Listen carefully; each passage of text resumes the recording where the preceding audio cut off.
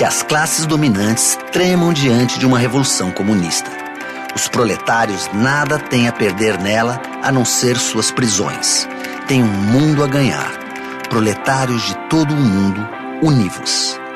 Esta é a última frase de O Manifesto Comunista, um chamado à união dos proletários do mundo. Escrito por Karl Marx e Friedrich Engels em 1848, o texto consolida ideias que estavam em discussão entre os comunistas na época, como a luta de classes entre burgueses e operários e o fim da propriedade privada.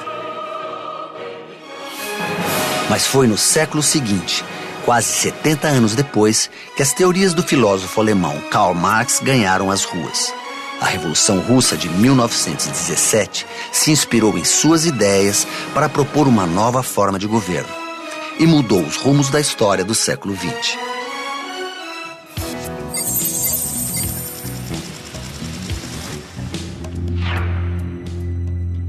Karl Marx supôs que a Revolução Socialista aconteceria em um país desenvolvido e democrático, onde a riqueza gerada pelo capitalismo pudesse ser distribuída entre todos. A Rússia era um país bem diferente deste perfil na época.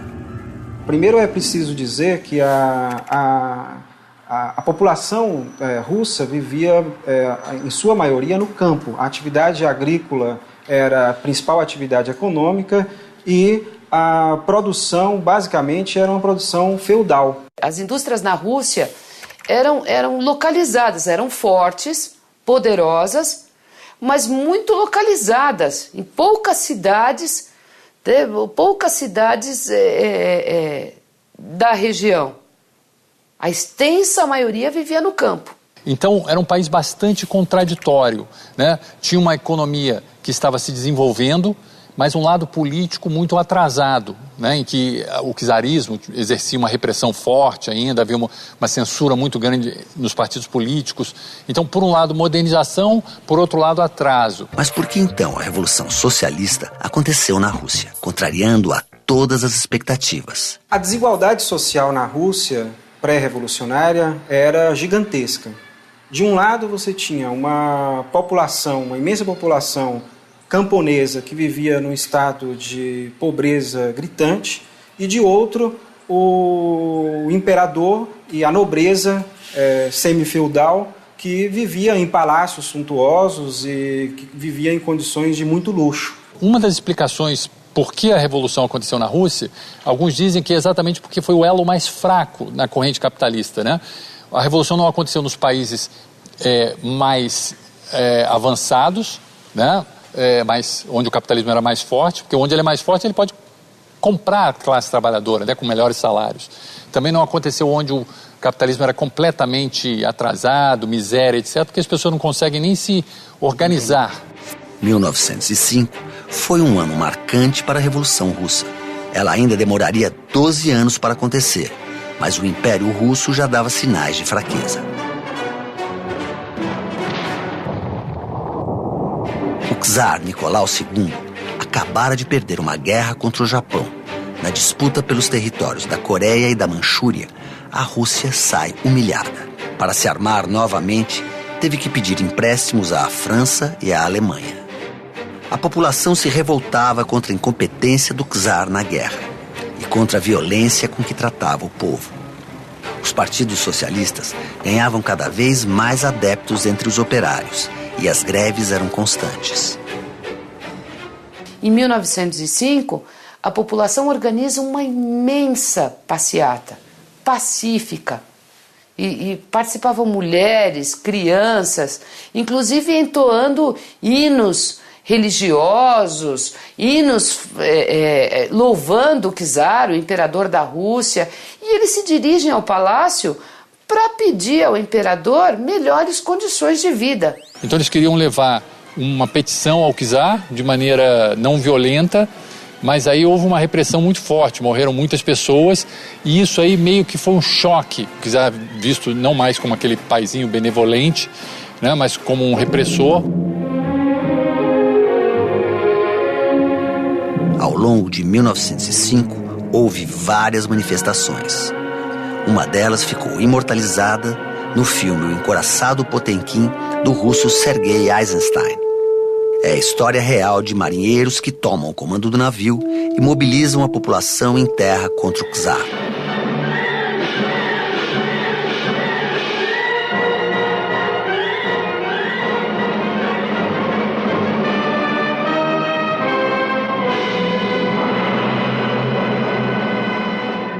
O encouraçado simbolicamente era muito importante, né, na marinha russa, e os marinheiros se sublevando significava que o próprio exército e a marinha já não estavam mais apoiando o czar. Então foi um momento simbólico muito importante que foi imortalizado no filme do Eisenstein, né? As tentativas de derrubar o czar não deram certo, mas o império teve que aceitar as condições impostas pelo povo e pela burguesia russa. O czar aceitou que a Rússia tivesse uma constituição, tivesse um parlamento, né, a chamada Duma, né, e foram legalizados os partidos políticos. Então, teoricamente, a partir de 1905, a Rússia passou de ser uma monarquia absolutista para uma monarquia constitucional. Os anos seguintes foram de grande agitação na Rússia. O regime monárquico era motivo de insatisfação entre todos os segmentos, dos burgueses aos trabalhadores. Os operários se organizavam clandestinamente e as ideias revolucionárias de Karl Marx ganhavam espaço. Entre 1905 e 1917, o Partido Operário Social-Democrata Russo, de origem marxista, continuou na clandestinidade. No entanto, foi ganhando cada vez mais novos adeptos e criando uma situação de organização no interior das fábricas que foi fundamental para o crescimento do partido e do seu poder a partir de 17. Mas assim que começou a se organizar, a classe trabalhadora russa se dividiu. De um lado, os mencheviques, de outro lado, os bolcheviques. Apesar de compartilharem vários ideais, eles tinham propostas diferentes sobre como chegar ao poder. Os mencheviques achavam que, como a Rússia ainda não era um capitalismo dos mais desenvolvidos do mundo, ela deveria desenvolver mais o seu capitalismo para depois passar ao socialismo. Os bolcheviques diziam que não era necessário aguardar, porque o capitalismo é um sistema mundial. Então, em nível mundial, o capitalismo já estava maduro para a revolução. Onde a revolução ocorreria pontualmente, isso era uma questão a ser estudada, né? Ela poderia ocorrer na Rússia e depois se espalhar pelo mundo. Vladimir Ilyich Lenin foi o grande teórico russo do marxismo. Filho de família de classe média, ele estudou direito e chegou a trabalhar como advogado, muitas vezes defendendo o direito dos camponeses à terra. Ele também fundou uma liga pela emancipação da classe operária. Preso por conspiração, foi exilado, mas voltou à Rússia para participar da Revolução.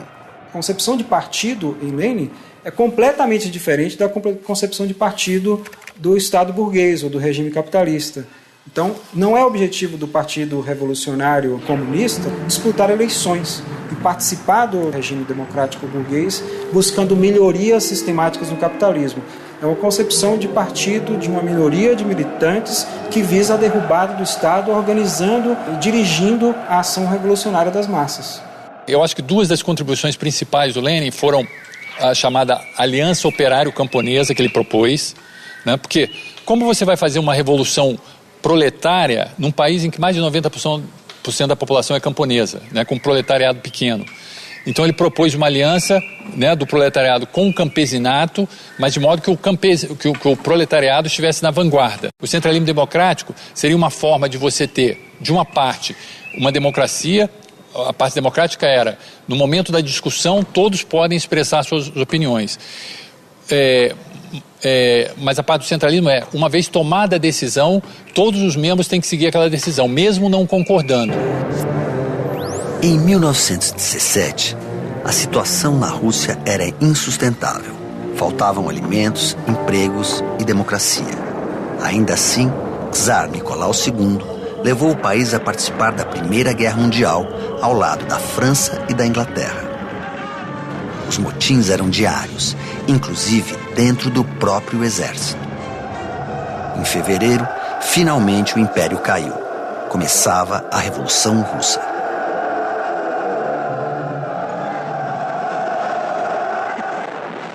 A Revolução de Fevereiro se caracterizou especialmente pela queda do regime monárquico, a queda do imperador Nicolau II naquele momento. O novo governo, formado pelos mencheviques, assumiu o poder, mas não atendeu aos apelos populares.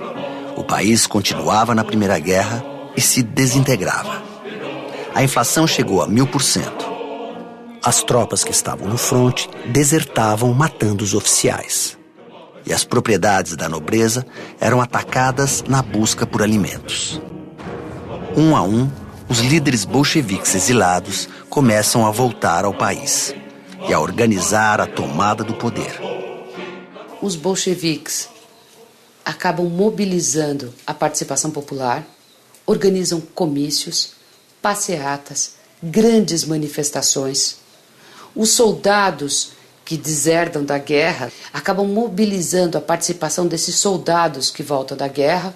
Quando voltam, eles, além de soldados, eles também são operários. Só que dessa vez eles são operários armados e treinados.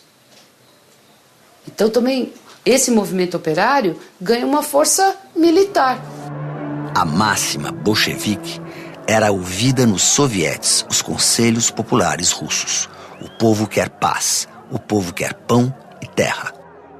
Para chegar ao comando do país, eles organizaram uma operação militar. Os bolcheviques tomaram poder no que alguns dizem que foi um golpe, né? Porque eles não consultaram as massas para saber se poderiam tomar o poder, né? Já os bolcheviques diziam que, na verdade, a tomada deles ao poder correspondia às necessidades da massa, que queriam sair da guerra, que queriam terra, etc. E foi isso que os bolcheviques deram a eles. Uma das primeiras medidas da Revolução Russa foi a apropriação dos meios de produção pelo Estado para colocá-los a serviço das necessidades da classe trabalhadora.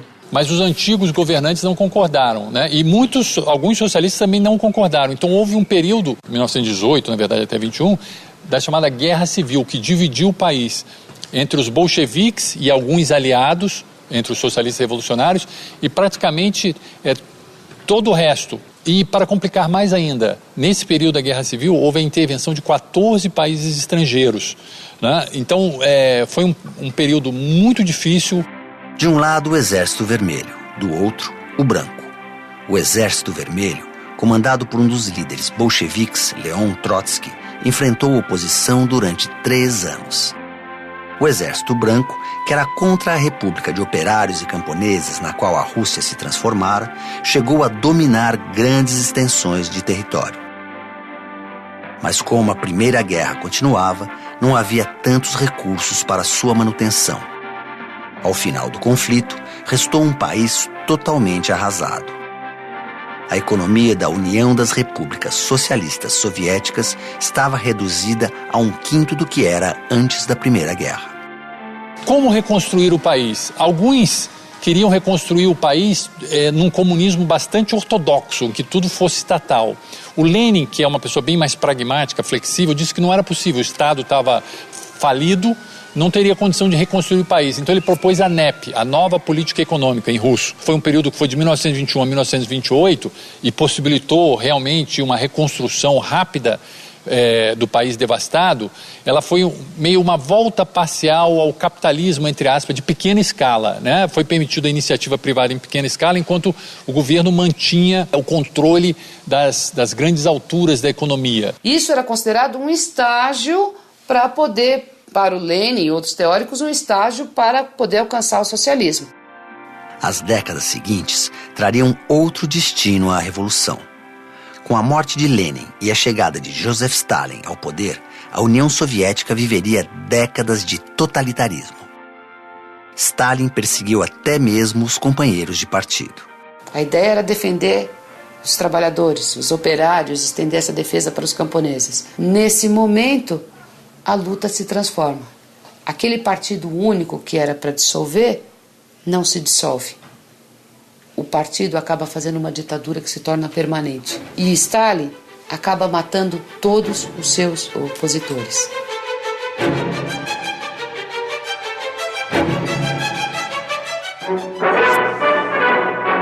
A democracia radical, proposta pela Primeira República de Trabalhadores, foi derrotada. Alguns especialistas dizem que foi pela necessidade de centralizar o poder diante da guerra e da destruição do país. Outros interpretam como um desvio dos ideais revolucionários.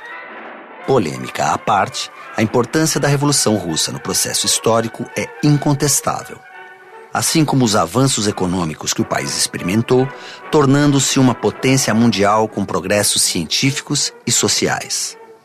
O que aconteceu na Rússia acabou influenciando diversos países, acabou influenciando diversos lugares do mundo, contrários ou a favor.